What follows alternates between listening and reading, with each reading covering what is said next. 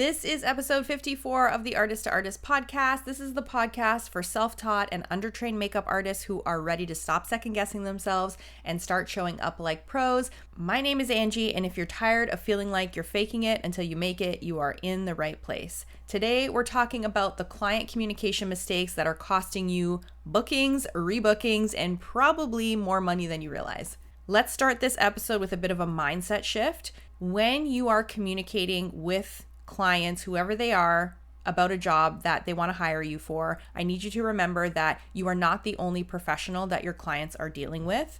Whether it's a bride planning her wedding, a photographer putting together a shoot, or a company that's hiring you for an event or for an e-commerce shoot, they are communicating with other people, caterers, other photographers, venues, florists. There's a lot of moving pieces when people are putting together jobs. Your clients have a baseline expectation for professional communication because they're working with multiple service providers. This means that you're not just competing against other makeup artists, you're actually being measured against the professional standard that these clients experience with every other business they work with. And if your communication doesn't meet that standard, then you are going to look amateur by comparison. As MUAs, we work independently, we are often solo operators, and I think it's easy to get into this bubble where we think we are the only people having conversations with our clients. But the reality is, even if it's subconscious, your client is going to compare your level of professionalism to everyone else they're hiring. The goal here isn't just to book the job, it's to communicate at a level that is going to build trust, that shows you're competent, and makes these clients want to work with you again. And that's what turns one-time clients into repeat clients and clients who are going to refer you to other people. So let's talk about some of the mistakes that I see that I think immediately signal amateur instead of professional. The first big category is the actual quality of your communication. This is a particular pet peeve of mine. I am talking about those messages that you send that look like text to your friends instead of professional correspondence. For example, short, casual responses with no punctuation, spelling errors, way too many emojis or just emojis, messages that start with, hey girl, hey babe, hey beautiful, instead of a proper greeting. That's the one that really gets me.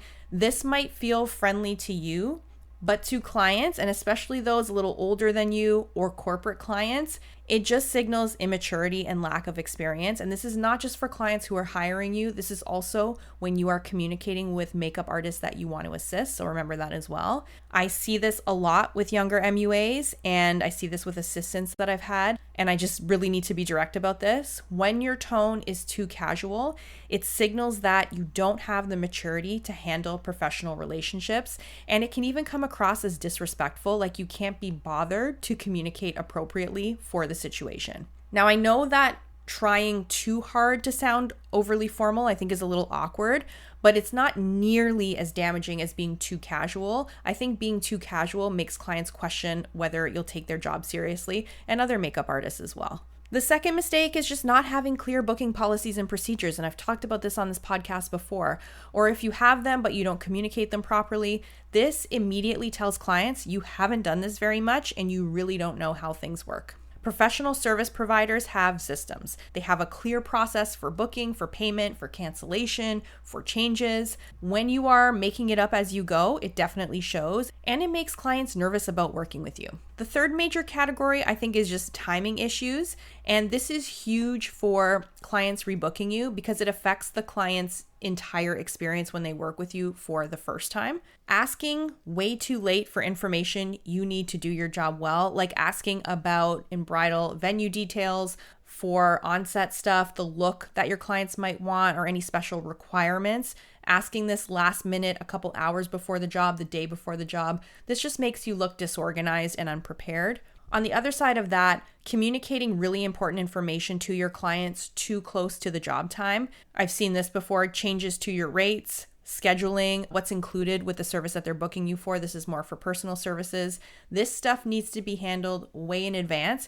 You can't spring this stuff on your clients at the last minute. And then there's the lack of follow through on the entire booking process itself. So you start with the initial inquiry, you do some back and forth with your clients, maybe you provide a quote, and then there's nothing. So there's no confirmation process, no clear next steps, and there's no professional booking sequence.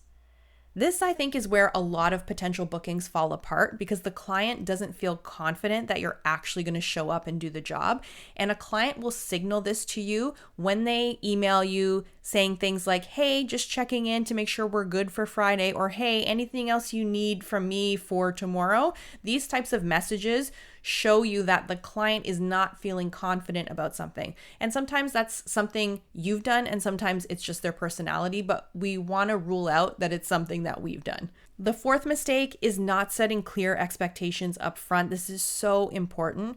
When you don't communicate what is included with your service, and this is more for personal services, your booking policies, how things are going to work, clients can sometimes feel surprised or even a little bit disappointed by the whole experience, even if you've done technically good work. And I think sometimes you will find this more with personal services or personal clients where they don't know what to expect and they maybe haven't worked with a makeup artist before. So it's important that you let them know how this whole thing is going to go. I see this all the time, those MUAs who feel like they're being difficult or rude with their clients if they communicate their boundaries, their policies, what's included, what's not.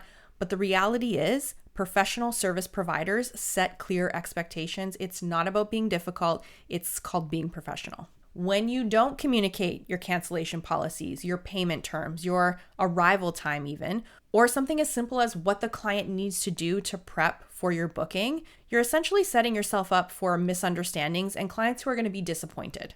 And what I think is really happening in these situations is that a lot of you just flat out do not see yourselves as business owners and as business professionals just yet. You are thinking of this as a side hustle or something that's more casual. You're not taking it seriously. So as a result of that, you communicate about the job like it's casual. But your clients are hiring you as a professional service provider. They don't know how many times a week you work or don't work, and they are going to expect that professional level of communication. The fifth mistake happens during and after the job, and this mistake comes from poor communication that makes you look like you are not doing your job properly, that you don't care, you're not responsible, or you're not taking the job seriously. And this will happen a lot if you're not communicating with makeup artists that you are assisting, so not only with clients. This could be not communicating if you're maybe running late on a makeup application, not talking about what you're going to be doing for the application or the look that you were hired to do, not going through mood boards, not checking in to make sure there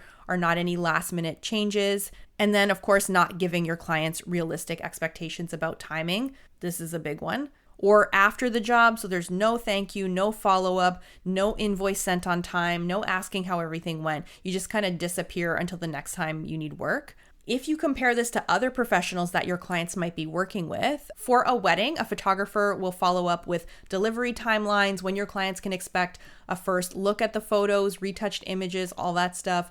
A caterer is going to send a thank you and probably ask for feedback. A venue coordinator is going to check in to make sure everything went smoothly. And when you don't follow through with that same level of professional courtesy, you look like you just don't care about the relationship beyond that one job. What all of these mistakes have in common is that they make you look inexperienced and unreliable, and inexperienced and unreliable doesn't get rebooked, and it's not going to make people excited about referring you. So how do you fix this? The simplest thing, you just start communicating like the professional that you want to be seen as. This is just a mindset shift that you can make instantly as soon as you're done listening to this episode. Please use proper grammar and punctuation. Take time to proofread your communication. Start with appropriate greetings. No more, hey girl, hey beautiful, hey babe. End with just your name, please. Develop actual booking procedures and communicate them clearly. This is really important because people barely read things when they need to, so you want to make sure it is there loud and clear. Have a process for inquiries, consultations, bookings, confirmations, follow-up stuff. Make it clear what happens to your clients at every single stage, and this is specifically very important for those of you working with personal clients. Handle your timing appropriately. Ask for the information that you need to do your job well in advance. Sometimes you'll get it, sometimes you won't, but you want to ask. Communicate important details as soon as you know them. Don't do this at the last minute, and confirm your jobs ahead of time. Set those expectations up front with your clients and do not ever apologize for having professional policies. You want to explain with your personal clients specifically what's included in the services that you offer. With all of your clients, you want to let them know what a timeline is going to look like, what you need from them, and then of course what your policies are. You do want to follow through after your jobs. Send thank you messages, invoice on time. That drives people crazy when you don't invoice on time, and ask how everything went so you can maintain that relationship. And it shows that you care just beyond getting the paycheck. Remember, you are not just trying to get through one job, because I know we can think like this sometimes. You are trying to build a reputation as someone who is professional, reliable, and very easy to work with. That reputation is what gets you rebooked and sometimes more importantly, referred to other clients. The mentorship piece that I think is most helpful here is understanding that professional communication is actually a skill that you have to work on and that you can develop. You can learn the standards, you can implement the systems, and you can start communicating at a level that builds trust with your clients, and that's going to help you build the career that you want. If you have done some of the things that I've talked about or are doing some of the things that I have talked about in this episode, and you're ready to improve things in your business and change things up, this month in the Artist to Artist membership, we're covering exactly this. The client management systems that actually work. I'm sharing everything I do when I communicate with my clients. We are diving into professional communication templates, booking procedures that are going to help you approach your clients more confidently, and how to handle every stage of the client relationship like the professional you are. There is a 7-day free trial, so you can check it out. And this month's content is going to help you communicate at the level that gets you rebooked and referred, and the link for that is going to be in the show notes. And that's it for this episode. I will talk to you on the next one, and remember, communicate like the professional you want to be seen as. Thank you so much for listening.